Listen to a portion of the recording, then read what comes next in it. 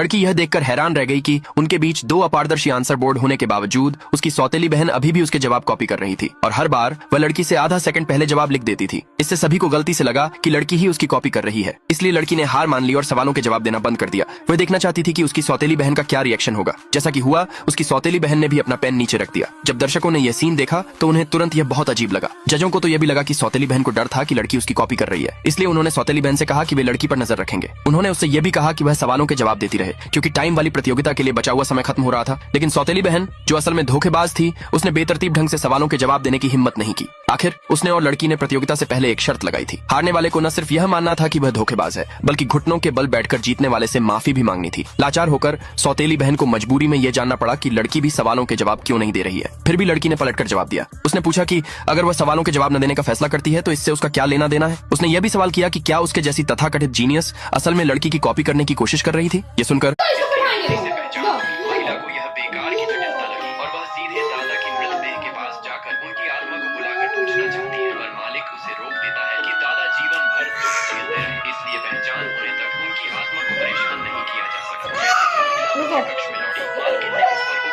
मारे, उसको मारे, बहुत मारे।